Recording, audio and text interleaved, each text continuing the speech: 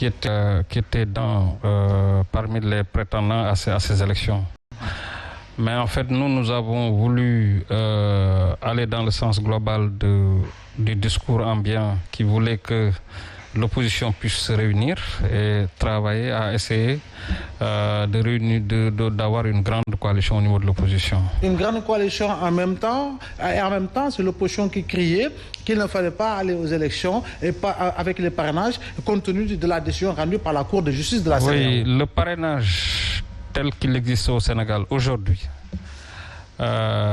ces élections-là montrent encore une fois qu'il est encore important que les acteurs se rendent à l'évidence que ça a été fait pour exclure, en tout cas pour ne pas trop faciliter un peu la participation aux élections. Alors que depuis 1992, avec le code consensuel de 1992, nous n'avons pas eu de crise majeure en dehors de la crise de 2012 où un président voulait se présenter pour un troisième mandat. Mais depuis lors, nous avons remarqué que si ce n'est pas le parrainage, c'est la caution qu'il faut déposer.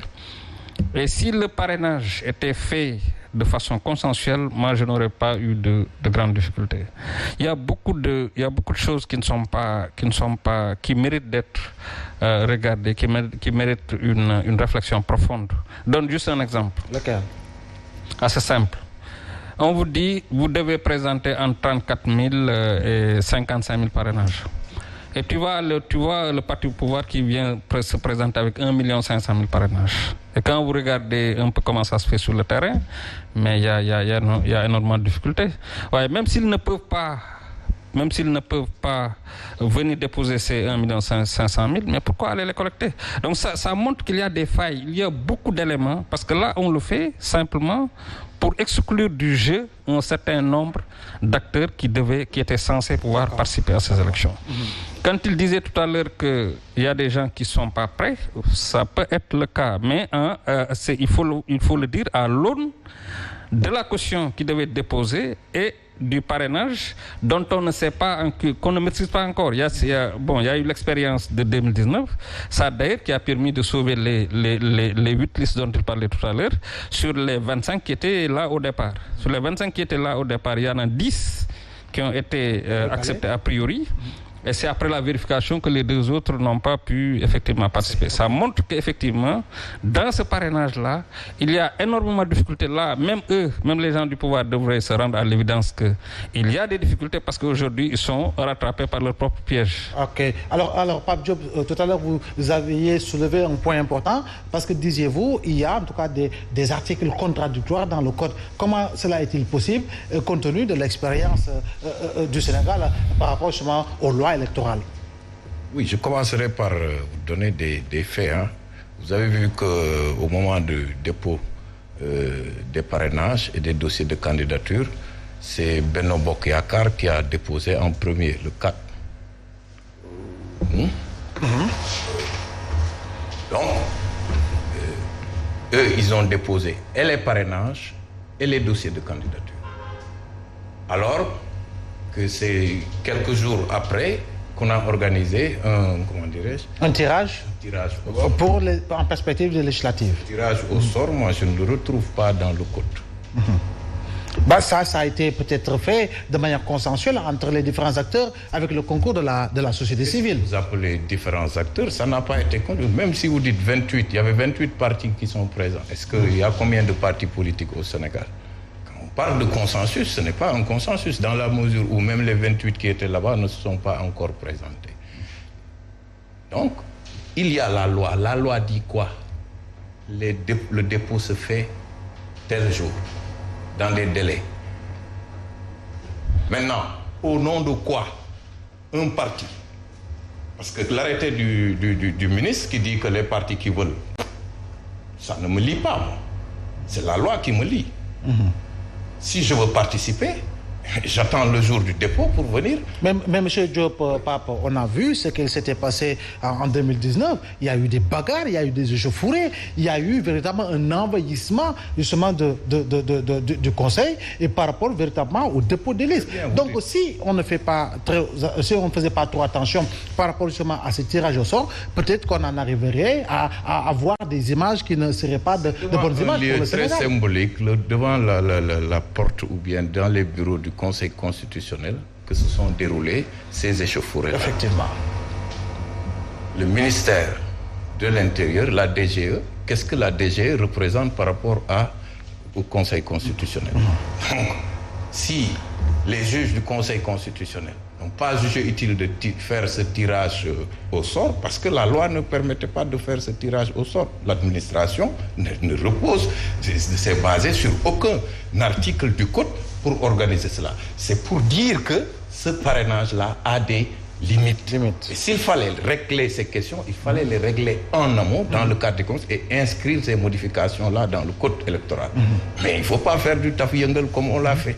Je crois que ce tirage au sort, oui, société civile, etc. Mais je crois que même la société civile, il ne faut pas être toujours là à boucher des trous.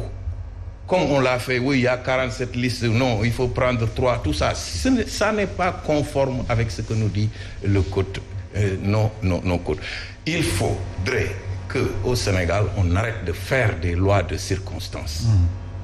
Les lois doivent être faites pour X années. X années, doivent être générales, impersonnelles, etc. Ça, c'est des caractéristiques qu'il faut véritablement respecter. Mais on n'attend pas qu'une situation se pose pour sortir des arrêtés, pour sortir convoquer l'Assemblée nationale en session d'urgence, etc.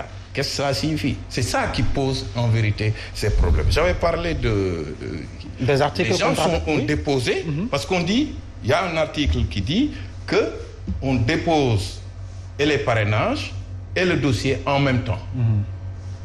Et comme on dépose les noms des coalitions, c'est au moment de déposer le nom des coalitions que ces coalitions-là viennent déposer leur parrainage. Et les partis politiques, ceux qui viennent au nom de leur parti, ils ne peuvent pas venir à cette date. Parce qu'il y a un article qui dit obligatoirement ceux qui ont une déclaration, viennent en coalition, doivent faire une déclaration du nom de la coalition 24 heures avant. Et c'est en ce moment-là, au moment de déclaration, que les gens... Je dis, c'est l'article L145 du Code de 2018, reprise par L149, dernière phrase de cet article-là, qui est en contradiction totale avec L176 et L172. L172 de 2018 et qui est repris par L176, alinéa 3 de 2021. Et ça, je crois que soit on dépose en même temps, parce que l'ordre était important. L'ordre du dépôt a été toujours important. C'est ça qui fait qu'on prend les... D'accord. Moi, tous les partis à qui on a opposé des doublons devraient pouvoir se attaquer cette décision-là, parce que cela ne repose pas sur une base légale. Un tirage au sort ne peut pas être opposé à tout. D'autant plus que ça ne peut être opposé à ceux qui ont signé. D'accord. Mais Moussa, quoi qu'on puisse dire, il y a eu une entente cordiale entre véritablement les coalitions partis et la coalition au pouvoir, la société civile, pour véritablement éviter un brouhaha devant les locaux de la Direction générale des élections. J'étais présent à cette rencontre. Et s'il y a un point sur lequel tous ceux qui aspiraient à ces élections-là étaient d'accord, c'est qu'on passe au tirage. Parce que tous nous disions, en 2019, que les gens ont favorisé le camp du pouvoir. Ce n'est pas parce que je m'oppose au camp du pouvoir que je perte et profit de cette avancée. Dès lors que tous qui aspiraient à être candidats, parce que j'ai dit 28, sur les 28, je crois qu'il y a 25 qui aspirent à être. Nous étions d'accord d'aller vers un tirage, un consensus fort, pour éviter ce qui nous est arrivé devant le Conseil constitutionnel. Des clichés très négatifs pour notre démocratie. Et tous ensemble, on a devant la société civile, la direction des élections, qu'il faut dédouaner. Parce que c'est nous, acteurs politiques, Parce que le consensus n'est pas l'unanimité. L'essentiel de ceux qui veulent aller aux élections étaient d'accord, parce que rien ne l'interdisait. Et en loi électorale, tout ce qui n'est pas interdit est permis. Et les gens sont tombés d'accord sur ça, tous autant que nous étions. Et on a fait une liste d'ordre de passage sur lequel personne n'a rechigné.